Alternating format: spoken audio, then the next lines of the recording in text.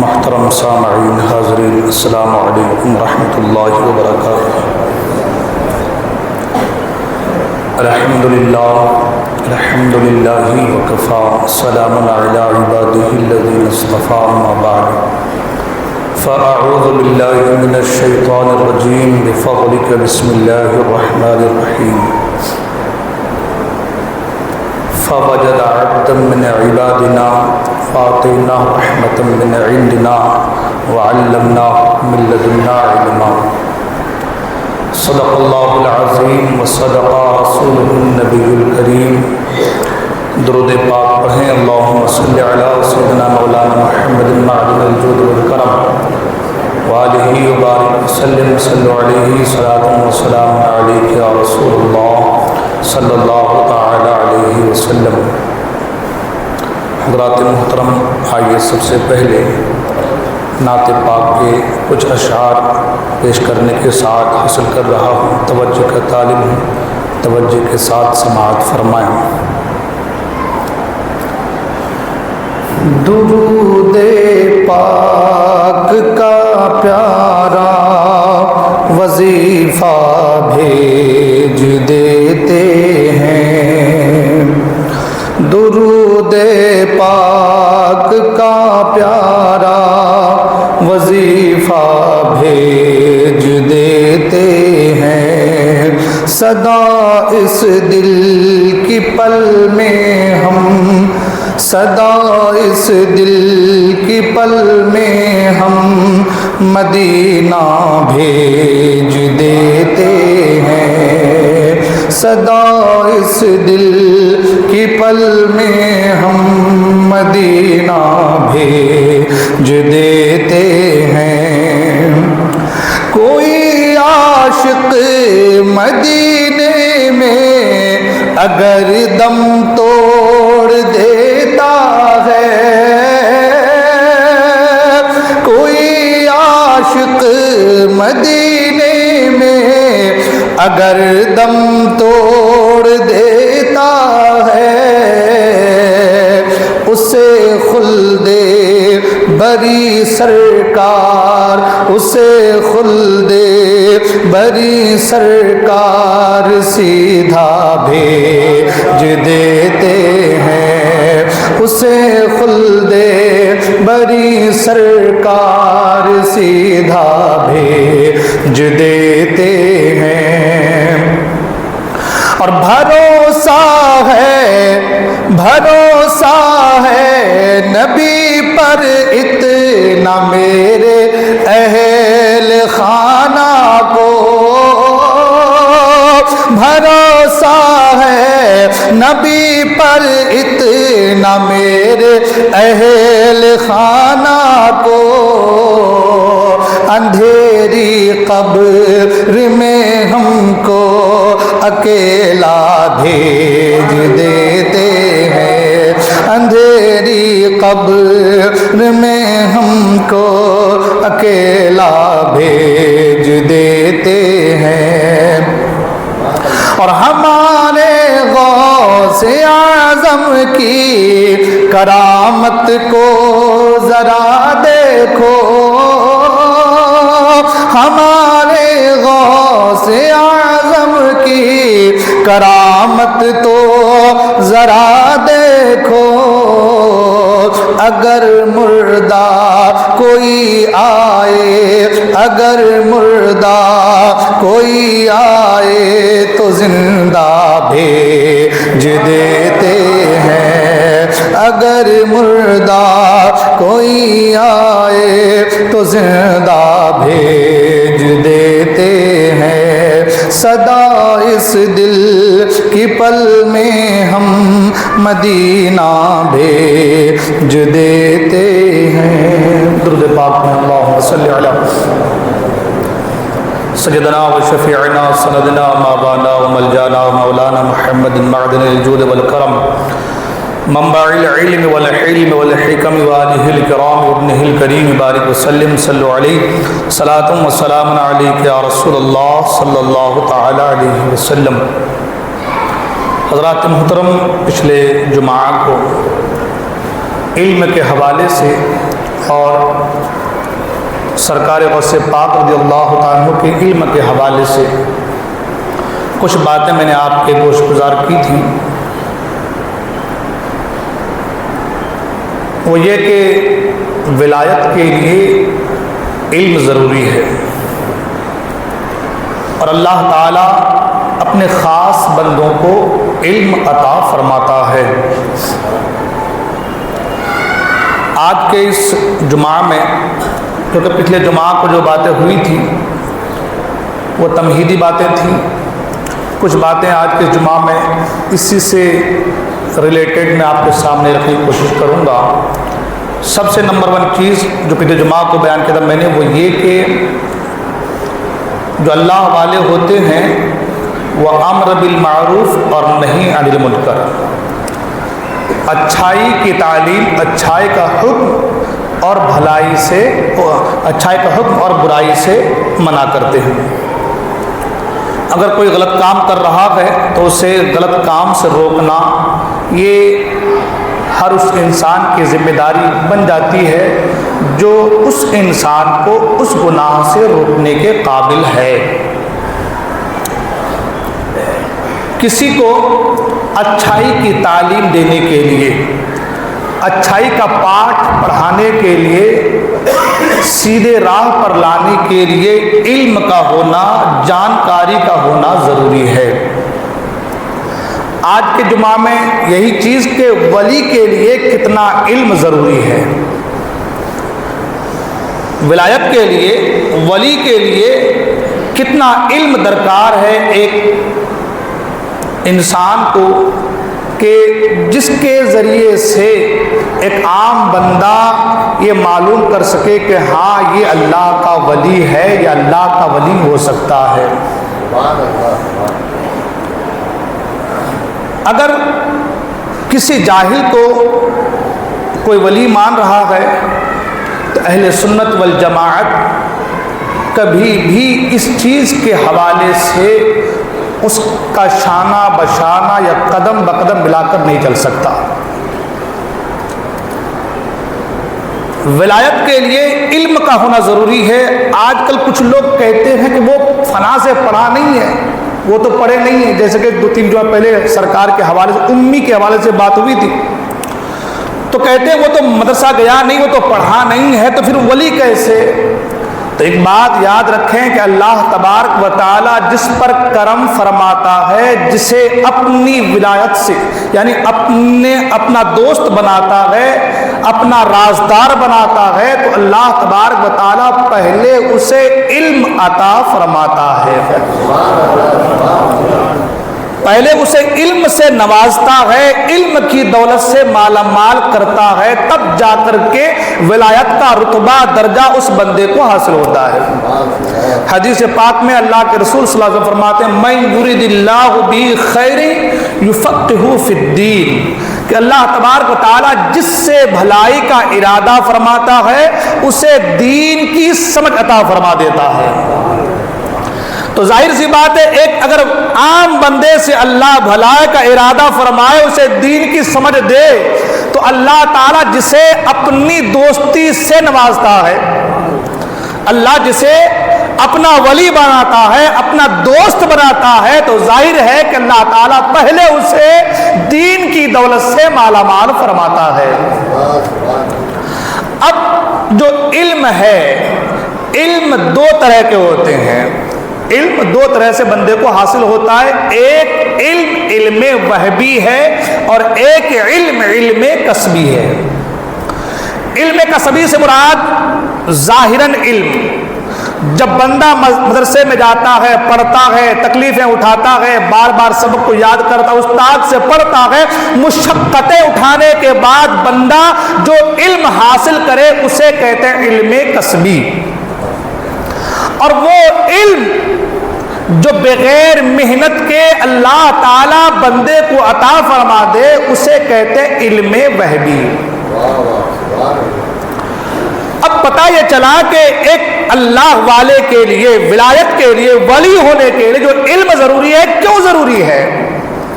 تو یاد رکھیں جو اللہ کا ولی ہوگا نمبر 1 پر جو ان کے ساتھ جو چیز وابستہ ہوں گی، جو چیز شرائط میں سے ہے، نمبر 1 پر جو چیز ہے وہ ہے عقیدہ۔ وہ کیا ہے؟ عقیدہ۔ عقیدہ جب تک درست نہ ہوگا بندہ ولایت کا درجہ حاصل نہیں کر سکتا، ٹھیک ہے؟ جب تک عقیدہ درست نہ ہو وہ گمراہ ہے، اور گمراہ کبھی بھی اللہ کا ولی وہ ہوتا ہے جو گمراہ کو گمراہی کے راستے سے نکال کر صراط مستقیم پر گامزن کرتا ہے۔ کیونکہ میں نے پچھلے جمعہ کو کہا تھا کہ اللہ تبارک و تعالی چاہے تو بغیر کسی کے توسل سے، بغیر کسی کے وسیلے سے، بغیر کسی کے واسطے سے، بغیر کسی کو بیچ میں لائے، اللہ تعالیٰ اپنے بندے کو ہدایت کے راستے پر گامزن کر سکتا ہے، مگر اللہ تعالیٰ اپنے بندوں کو صراط مستقیم پر چلانے کے لیے انبیاء کو مبعوث فرماتا ہے۔ انبیاء کے بعد اولیاء، تو اولیاء جو آتے ہیں وہ بھٹکے ہوئے کو سیدھی راہ پر لگاتے ہیں۔ تو سیدھی راہ پر لگانے کے لیے پہلے ان کا سیدھے راہ پر ہونا ضروری، اور ان کو سیدھے راہ پر آنے کے لیے ان کے پاس علم کا ہونا ضروری ہے نا۔ اگر علم نہ ہوگا تو عقیدے کی خبر نہ ہوگی۔ اس لیے کہ جو آج ہم لوگ کہتے ہیں معرفت کیا ہے؟ معرفت بھی ایک علم ہے۔ معرفت کیا ہے؟ معرفت بھی ایک علم ہے۔ معرفت عام لوگوں کو بھی حاصل ہے۔ عام سے مراد علماء کرام، جسے اللہ کے بارے معلوم ہے کہ اللہ کے بارے میں کیا عقیدہ رکھنا چاہیے، حضور کے بارے میں کیا عقیدہ، یہ بھی ایک معرفت ہے۔ معرفت ہی علم ہے، مگر معرفت کے الگ الگ درجے ہیں۔ معرفت کے یہ جو درجہ میں نے بیان کیا یہ عام ایک درجہ ہے، اس کے اوپر بھی ایک اسٹیج ہے، اس کے اوپر بھی ایک ایڈوانس اسٹیج ہے، اس کے اوپر بھی ایک اور اسٹیج ہے۔ بندہ جو قرب الہی سے ہمکنار ہوتا رہتا ہے، بندہ کو اللہ تبارک و تعالیٰ کی معرفت حاصل ہوتی رہتی ہے۔ تو معرفت کے کئی درجات ہیں، معرفت کے کئی درجات ہیں۔ معرفت کیا ہے؟ علم ہے۔ بندہ قرب حاصل کرتا جاتا ہے، ایک علم کا دروازہ کھلتا جاتا ہے۔ میں انشاءاللہ بتاؤں گا وہ بھی کہ علم ایک ظاہر بھی ہے اور ایک باطن بھی، انشاءاللہ آگے گفتگو ہوگی۔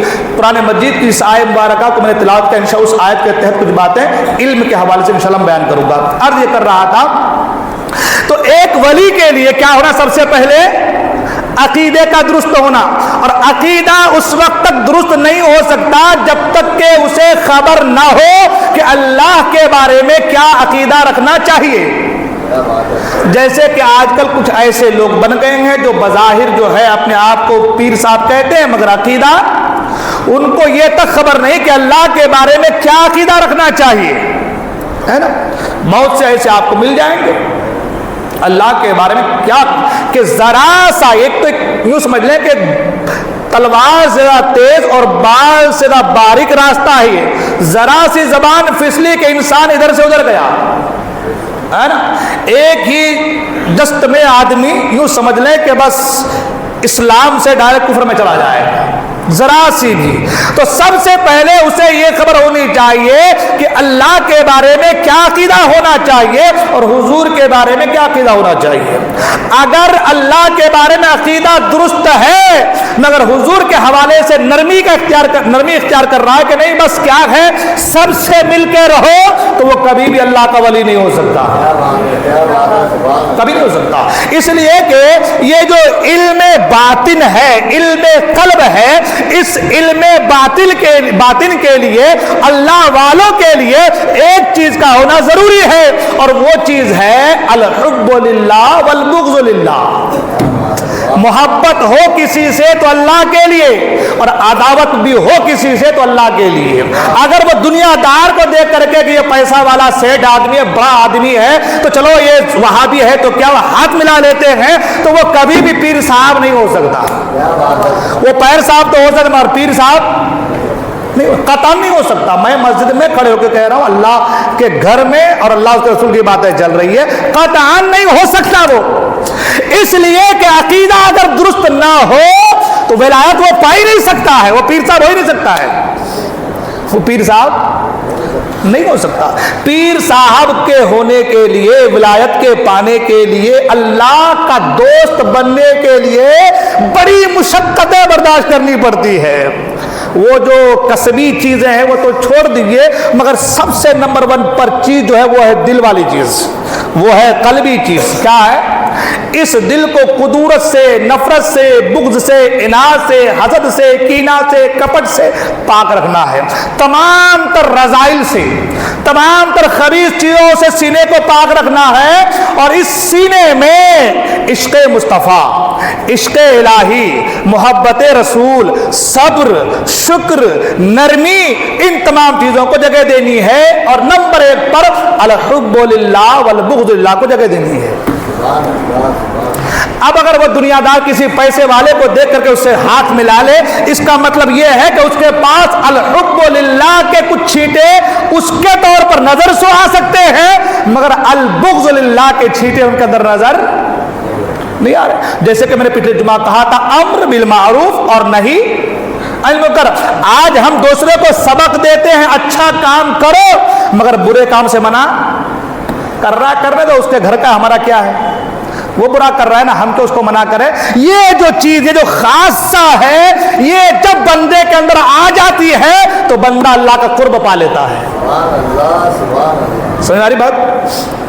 تو بندہ کیا ہوتا ہے؟ اللہ کا قرب پا لیتا ہے۔ تو اللہ کا قرب پانے کے لیے الحب للہ کے ساتھ والبغض للہ کا ہونا بھی ضروری ہے۔ اسی لیے اعلیٰ حضرت فاضل بریلوی جہاں جہاں اللہ اور اس کے رسول کی تعریف و توصیف، مدح و سرائی میں اپنے قلم کو جو ہے رکھا ہے آگے، وہی یہ بھی کہا ہے، دشمن احمد پہ شدت کیجیے، ملحدوں کی کیا مروت کیجیے۔ مروت کون کرتا ہے؟ جس کے دل میں اس کی بھی محبت، اس کی بھی محبت ہوتی ہے، اور مروت وہی کرتا ہے جو ادھر بھی رہتا ہے اور ادھر بھی رہتا ہے، اور وہ قاطعاً مروت نہیں کرتا جس کے سینے میں اللہ کا خوف ہوتا ہے، رسول اللہ کی محبت ہوتی ہے۔ ہاں، آج بازار میں مصلحتاً ہاتھ پکڑ کے چلتے ہیں، حالات حاضرہ ہے، مصلحت کے ساتھ ہاتھ پکڑ کر چل رہے ہیں۔ حضرت کیا ہوتا ہے؟ مصلحت صرف آپ ہی کے دور میں ہے کہ مصلحت امام حسین کے زمانے میں بھی تھی؟ مصلحت کے جملے صرف آپ ہی جانتے ہو؟ امام حسین کو مصلحت کا جملہ معلوم نہیں تھا؟ امام حسین نے یزید کے ہاتھ پر مصلحتاً بیعت کیوں نہیں کی؟ وہ تو خاندان رسول ہے نا، وہ تو نواسہ رسول ہے نا، وہ تو فاطمہ زہرا کی اولاد ہے نا، باب مدینۃ العلم کے شہزادے ہیں نا، وہ علی مرتضیٰ کہ جن کو علم ظاہر بھی دیا گیا، علم باطن بھی دیا گیا، اور جن کو ولایت کا منبع و مرکز بنایا گیا، ان کے بیٹے کو مصلحت معلوم نہیں؟ ان کے شہزادے کو مصلحت معلوم نہیں تھی؟ میں نے کہا ہاں تھی، مصلحت معلوم تھی۔ جہاں مصلحت کرنی تھی وہاں امام حسن نے مصلحت کی، جہاں مصلحت کی ضرورت پڑی وہاں حسن مجتبیٰ نے مصلحت کی، اور جہاں ضرورت نہیں تھی وہاں سر دے دیا مگر مصلحت نہیں کی۔ آپ کو بس ایک ہی جملہ حسن مجتبیٰ کا یاد ہے، حسین شہید کربلا کی داستان یاد نہیں ہے؟ لوگ کہتے ہیں آج کل یہ سب تقریر کرنے کی ضرورت نہیں، آج کل نماز روزہ بولو۔ میں نے کہا نماز روزہ سے بڑھ کر عقائد ہے، نماز روزہ سے اوپر کا جو درجہ ہے وہ عقیدے کا درجہ ہے، ایمان کا درجہ ہے، اور عقیدہ اگر درست نہیں ہے کتنے بھی سر پٹک لو تمہاری نماز قبول نہیں ہے۔ یہ کون سا لگا رکھے ہو بابا؟ یہ کون سی باتیں ہیں کہ بس نماز روزہ پڑھ، نماز روزہ کی بات کرو؟ وہ تم کرو گے کیونکہ تم دوسرے کی چائے پیتے ہو، ہم نہیں کریں گے۔ تو عرض کر رہا تھا کہ ولایت کے لیے دل میں ایک چیز کا جمع ہونا ضروری ہے، اور وہ کیا ہے؟ الحب للہ والبغض للہ۔ محبت بھی ہو تو اللہ کے لیے، عداوت بھی ہو تو اللہ کے لیے۔ منصور بن حلاج کی زندگی کا مطالعہ کرو، امام بن مالک کی زندگی کا مطالعہ کرو، امام اعظم کی زندگی کا مطالعہ کرو، امام احمد بن حنبل کی زندگی کا مطالعہ کرو، کوڑے کھائے یہاں تک کہ سلوار گر گئی، نعرہ ٹوٹا، مگر کہا نہیں، جو حکم دیا گیا ہے وہ حکم پر ہم اٹل ہیں۔ ہر چیز بدل سکتی ہے لیکن قول خدا قول مصطفیٰ بدل نہیں سکتا۔ یہ ہے البغض والبغض للہ۔ یہ کیا ہے؟ یہ کیا ہے؟ والبغض للہ، کہ عداوت ہوتی ہے تو اپنے لیے نہیں، عداوت اپنے لیے نہیں، اس لیے عداوت ہو رہی ہے کہ یہ اللہ کا گستاخ ہے، رسول کا گستاخ ہے۔ جب تک یہ چیز تمہارے سینے میں نہیں آئے گی تم اللہ والا بن نہیں سکتے۔ کتنی تسبیح گھما لو، پھیرے پہ پھیرے لگا لو، نماز پہ نماز پڑھ لو، سجدے پہ سجدے کر لو، رمضان کے روزے پہ روزے رکھ لو، جب تک یہ چیز نہیں آئے گی تم اللہ والے نہیں بن سکتے۔ ٹھیک ہے، تو کیا ہونا؟ الحب للہ والبغض للہ۔ اب اس پر بہت لمبی گفتگو کے وقت نہیں ہے۔ الحب للہ والبغض للہ کے لیے جو چیز ضروری ہے وہ ہے علم۔ وہ کیا ہے؟ پھر بات وہیں پر، وہ کیا ہے؟ علم۔ علم نہیں ہوگا تو ہم کو یہ سمجھ میں نہیں آئے گا کہ ان سے محبت کرنی ہے یا نہیں کرنی ہے۔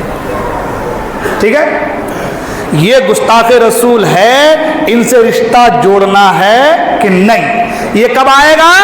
جب علم ہوگا تو آئے گا، کتابیں پڑھیں گے تو آئے گا۔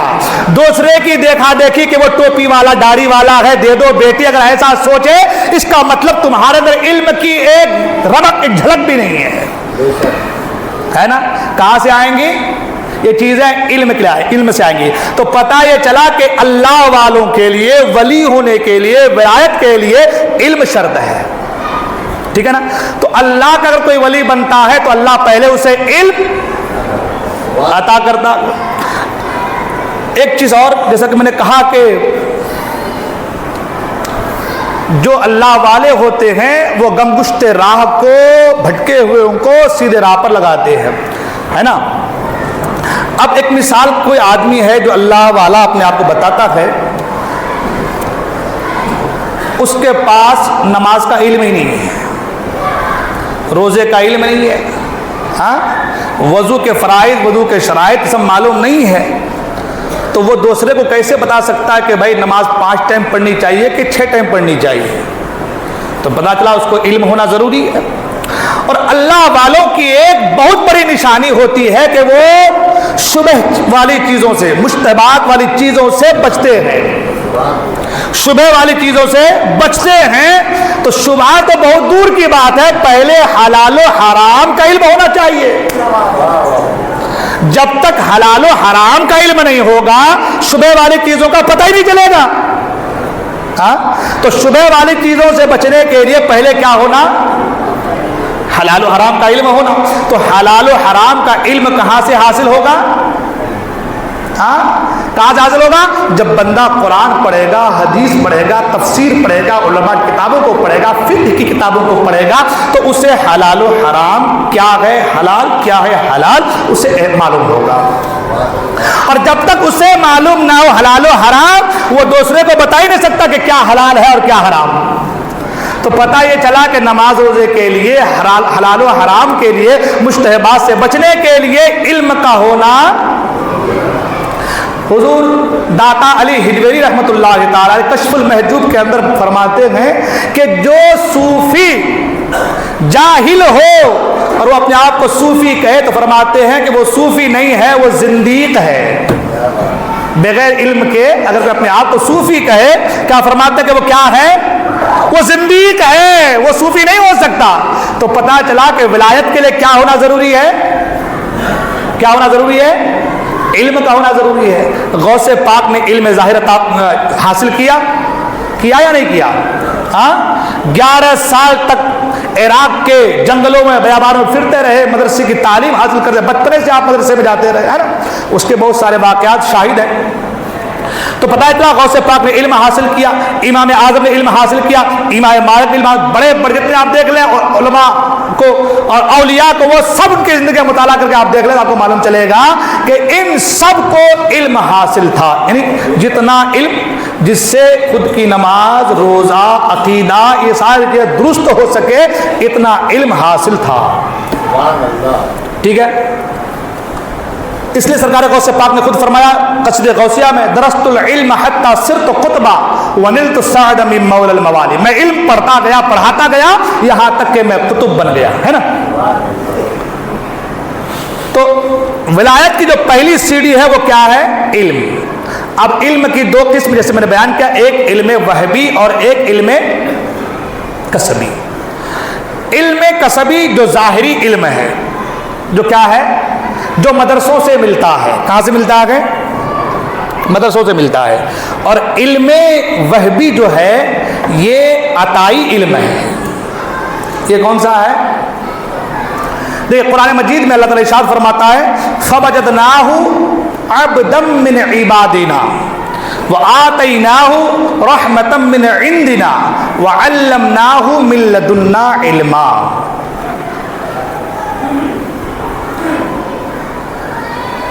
جو وہبی علم ہے، جو عطائی علم ہے، وہ جو بندے کو حاصل ہوتا ہے اس کے کئی طریقے ہوتے ہیں. وہ علماء نے اس کے الگ نام دیے ہیں. فراست بھی ہے، الہام بھی ہے نا. یہ الگ الگ اس کے نام ہے کہ جس کے ذریعے سے بندے کو علم حاصل ہوتا ہے. قرآن مجید کی اس آیت مبارکہ پر جب ہم غور کریں گے تو ہم کو معلوم چلے گا کہ ایک علم وہ ہے جو فرشتوں کے ذریعے سے، جبرائیل کے ذریعے سے بندوں تک پہنچا ہے، نبیوں تک پہنچا جس کو وحی کہتے ہیں. اور ایک علم وہ ہے جو بغیر فرشتوں کے براہ راست بندوں تک پہنچتا ہے، اس کو علم لدنی کہا گیا ہے. قرآن مجید میں ارشاد فرماتا ہے فَوَجَدْنَاهُ عَبْدًا مِّنْ عِبَادِنَا. فرمایا تو اس نے پا لیا میرے بندوں میں سے، خاص بندوں میں سے ایک بندے کو، ہے نا. میرے بندوں میں سے ایک خاص بندے کو. وَآتَيْنَاهُ رَحْمَةً مِّنْ عِبَادِنَا وَآتَيْنَا رَحْمَةً مِّنْ عِنْدِنَا. اور فرمایا کہ اور ہم نے ان کو اپنی خاص رحمتوں کا حصہ عطا فرمایا. اپنے طرف کی، من عندنا، اپنے پاس کی، اپنے طرف کی خاص رحمتیں. سوچنے والی بات ہے کہ رحمت تو اللہ ہی عطا فرماتا ہے، نازل فرماتا ہے بندوں پر. رحم کرنے والی ذات کس کی ذات ہے؟ اللہ کی ذات ہے. سب پر اللہ رحم فرماتا ہے، مگر اللہ فرماتا ہے وَآتَيْنَا رَحْمَةً مِّنْ عِنْدِنَا کہ اپنے پاس کی خاص رحمتیں اس بندے کو ہم نے عطا کیا. یعنی اس بندے کو اللہ کی خاص رحمتیں حاصل ہیں. رحمتیں سب اللہ کی ہیں، مگر خاص عندنا جو یہاں جملہ استعمال کیا اس کی وجہ یہ ہے تاکہ دنیا والوں کو پتہ چل جائے کہ رحمتیں اللہ کی سب پر ہیں، مگر جو اللہ والے ہوتے ہیں اللہ تعالیٰ ان پر خاص رحمتیں نازل فرماتا ہے. اللہ تعالیٰ ان پر اپنی خاص رحمتیں نازل فرماتا ہے. پھر فرمایا وَعَلَّمْنَاهُ مِن لَّدُنَّا عِلْمًا اور ہم نے اپنے پاس کی خاص علم یعنی اسے علم لدنی عطا فرمایا. تو پتہ یہ چلا کہ جو ظاہراً علم بندے کو حاصل ہو، جو کسی کے ذریعے سے حاصل ہو، جو الہام کے ذریعے سے، القاء کے ذریعے سے، وحی کے ذریعے سے جو علم حاصل ہو وہ علم ظاہر ہے. جو فرشتوں کے ذریعے سے آئے وہ علم ظاہر ہے. اور جو علم براہ راست اللہ کے پاس سے ڈائریکٹ کسی بندے کو حاصل ہو وہ علم لدنی ہے. اب علم لدنی جو ہے وہ اللہ تعالیٰ اپنے بندے کو عطا فرماتا ہے، اور حضور اکرم صلی اللہ علیہ وسلم بھی اپنے صحابہ کو، اپنی امت کو عطا فرماتے ہیں. سبحان اللہ سبحان اللہ. علم لدنی سے ایک بات یہ بھی معلوم ہو گئی کہ بھائی اگر کوئی مدرسے میں نہ پڑھے، مدرسے میں نہ جائے اور اسے دنیا اللہ کا ولی سمجھے تو ہمیں شک نہیں کرنا ہے، ہمیں شک نہیں کرنا ہے کہ مدرسے سے کبھی گیا نہیں، وہ مدرسے میں کبھی پڑھا نہیں، وہ پھر ولی کیسے بن گیا؟ تو وہ جو ولی بنا ہے، اللہ نے ولایت کا جو مقام عطا کیا ہے، تو وہ اس آیت کے مصداق، اس آیت کے تحت کہ اللہ تعالیٰ اپنے خاص بندوں کو اپنی طرف سے علم عطا فرماتا ہے، تو ہو سکتا ہے کہ اللہ تعالیٰ اس بندے کو اپنے خاص علم کا حصہ عطا فرمایا ہو، ہے نا؟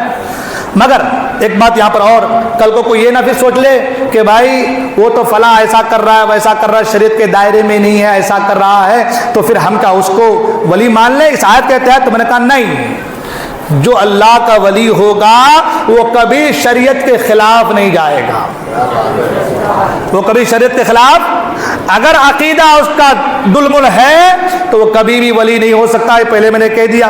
تو عقیدہ درست ہوگا، شریعت کے معاملے میں کبھی بھی حد سے آگے نہیں بڑھے گا، کیونکہ میں نے پہلے بھی اس سے کہا کہ پہلے شریعت ہے، شریعت بیج ہے نا، پھر معرفت ہے، معرفت درخت ہے، پھر پھل ہے جسے حقیقت کہا گیا ہے۔ تو پہلے بیج ہے، پھر درخت ہے، پھر پھل ہے۔ کوئی ڈائریکٹ کہے کہ بھائی بغیر بیج کے میں پھل حاصل کر رہا ہوں، تو ہم کہیں گے یہ گمراہ ہے، جھوٹا ہے نا؟ تو شریعت کے زمرے میں جو رہے، شریعت کے دائرے میں رہے، اور وہ اوصاف جو ایک ولی کے لیے ہوتے ہیں، وہ چیزیں ان کے اندر موجود ہیں، تو ہم اسے ولی کہہ سکتے ہیں، ٹھیک ہے؟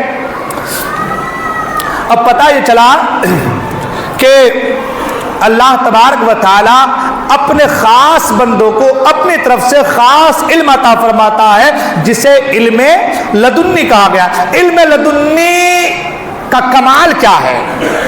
علم لدنی کی برکت کیا ہے؟ تو فرمایا علم لدنی جب بندے کو حاصل ہوتا ہے تو وہ بندہ جسے اللہ علم لدنی سے نوازتا ہے، وہ بندہ موت کو زندگی میں تبدیل فرما دیتا ہے۔